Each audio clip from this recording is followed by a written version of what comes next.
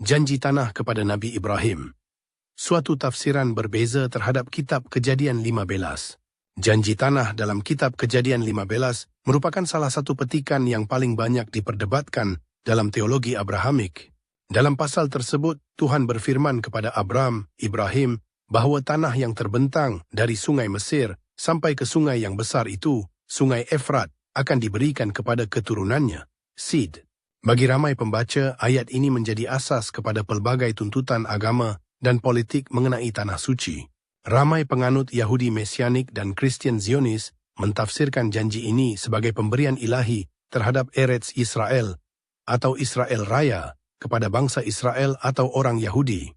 Menurut pandangan ini, janji tersebut secara khusus menjadi milik keturunan Yakub dan terus mempunyai makna teologi bagi tuntutan Yahudi terhadap wilayah yang luas di Timur Tengah pada zaman moden. Namun, terdapat satu tafsiran alternatif yang berhujah bahawa kitab Kejadian 15 tidak semestinya harus dibaca hanya melalui sejarah keturunan Yakub yang muncul kemudian. Teks tersebut menyebut keturunan Abraham, tetapi pada tahap ini, dalam naratif kitab Kejadian, ia belum secara khusus menyebut Ishak, Yakub ataupun bangsa Israel. Dengan itu, janji tersebut masih dikaitkan secara langsung dengan Abraham dan persoalan mengenai siapakah yang termasuk dalam garis keturunannya. Perkara ini dianggap penting kerana naratif kelahiran utama yang menyusuli kitab Kejadian 15 ialah kelahiran Ismail, anak sulung Abraham. Ismail muncul lebih dahulu daripada Ishak dalam susunan naratif kitab Kejadian dan secara tradisinya dikaitkan dengan asal-usul sebahagian bangsa Arab. Dari perspektif ini, kedudukan Ismail sebagai anak sulung Abraham memberikan kepadanya tempat yang penting dalam warisan Abrahamik sebelum munculnya perjanjian Sinai yang kemudiannya diberikan secara khusus kepada keturunan Yakub. Dalam kerangka tafsiran ini, keturunan Abraham dalam kitab Kejadian 15 boleh difahami sebagai merangkumi atau secara khusus dikaitkan dengan Ismail, anak sulung Abraham yang tetap berada dalam lingkungan warisan perjanjian Abraham, Abrahamic Covenant. Sebaliknya, keturunan Ishak melalui Yakub kemudiannya memasuki suatu perjanjian yang lebih khusus, yaitu perjanjian Sinai, Sinai Covenant, yang diberikan melalui Nabi Musa dan mengikat Bani Israel kepada hukum serta tanggungjawab tertentu. Perbezaan antara perjanjian Abraham dan perjanjian Sinai menjadi teras kepada hujah ini. Perjanjian Abraham dilihat sebagai lebih awal, lebih luas dan berhubung secara langsung dengan janji Tuhan kepada Abraham serta keturunannya. Perjanjian Sinai pula muncul beberapa abad kemudian melalui Musa dan diberikan secara khusus kepada Bani Israel selepas peristiwa keluaran dari Mesir. Di bawah perjanjian Sinai, kehidupan dan keamanan Bani Israel di tanah tersebut berulang kali dikaitkan dengan ketaatan kepada Tuhan. Kitab Imamat 26 misalnya menggambarkan keberkatan di tanah sebagai berkaitan dengan kesetiaan kepada perintah Tuhan.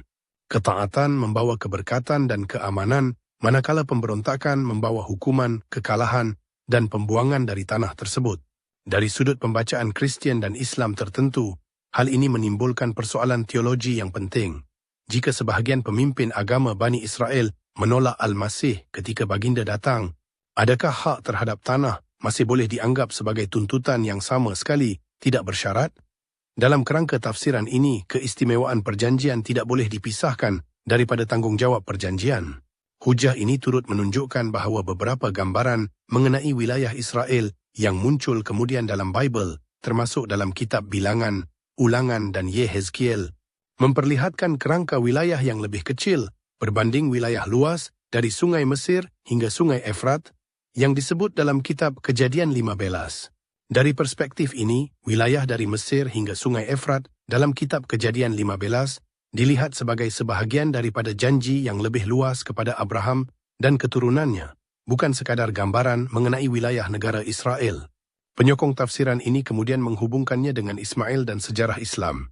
Mereka berhujah bahawa perkembangan masyarakat Arab yang secara tradisional dikaitkan dengan keturunan Ismail diikuti oleh penyebaran Islam ke wilayah yang sangat luas, termasuk kawasan antara Mesir dan Efrat serta wilayah di sekitarnya, boleh dilihat secara teologi sebagai salah satu bentuk penggenapan sejarah janji Tuhan kepada Abraham melalui garis Ismail. Dalam pembacaan ini, janji tersebut tidak dibiarkan tanpa penggenapan sehingga zaman moden. dan oleh itu tidak perlu diwujudkan semula melalui suatu projek politik Israel Raya. Sebaliknya, janji wilayah Abraham yang luas dianggap telah memperoleh penggenapan sejarah melalui perkembangan keturunan Abraham, khususnya garis Ismail dalam tafsiran Islam, dan kemudiannya melalui penyebaran tamadun Islam di wilayah tersebut.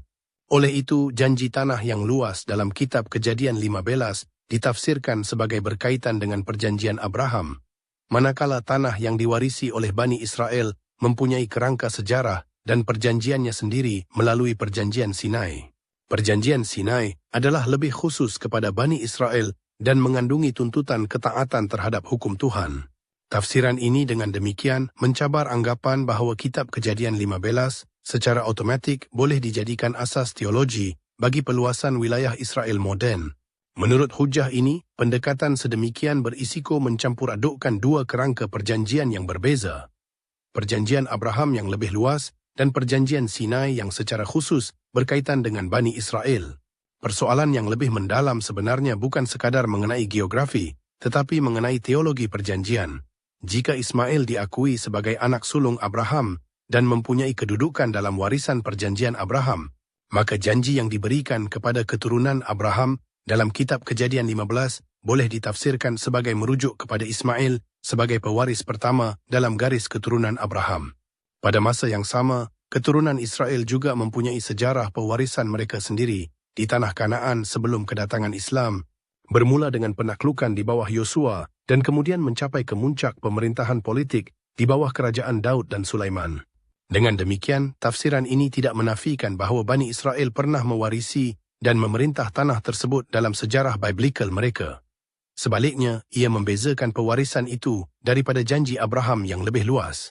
Pewarisan Bani Israel dikaitkan dengan perjanjian Sinai yang diberikan melalui Musa dan menuntut ketaatan, keadilan serta kesetiaan kepada hukum Tuhan. Sementara itu, perjanjian Abraham dipandang sebagai lebih awal dan lebih luas, dan dalam pembacaan Islam ini, Ismail sebagai anak sulung Abraham mempunyai kedudukan penting di dalamnya. Kemunculan bangsa Arab yang dikaitkan dengan Ismail serta penyebaran Islam ditafsirkan sebagai penggenapan janji Abrahamik dan kemudian dilihat sebagai sebahagian daripada perjalanan sejarah warisan Abrahamik tersebut. Kesimpulan daripada tafsiran ini ialah bahawa perjuangan untuk mewujudkan Israel Raya pada zaman moden bukan sahaja tidak mempunyai keperluan teologi, malah boleh dianggap bertentangan dengan kehendak dan tujuan ilahi sekiranya ia dilakukan melalui penaklukan, ketidakadilan, pengusiran atau penindasan terhadap masyarakat lain. Tanah Kanaan telah pun diwarisi dan diperintah oleh Bani Israel dalam sejarah pra-Islam mereka, termasuk pada zaman Yosua serta kerajaan Daud dan Sulaiman. Sementara itu, dalam kerangka tafsiran ini, janji kepada Abraham boleh difahami sebagai telah memperoleh penggenapannya melalui Ismail dan keturunannya, yang kemudiannya mencapai penggenapan sejarah yang lebih luas melalui penyebaran Islam.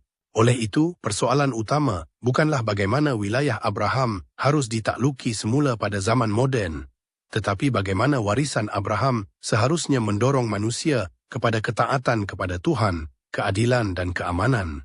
Jika orang Yahudi, Kristian dan Muslim sama-sama menghubungkan sejarah keagamaan mereka dengan Abraham, maka warisan tersebut seharusnya menjadi asas untuk mencari keadilan dan kehidupan bersama, bukannya alasan bagi peperangan serta peluasan wilayah yang tidak berkesudahan.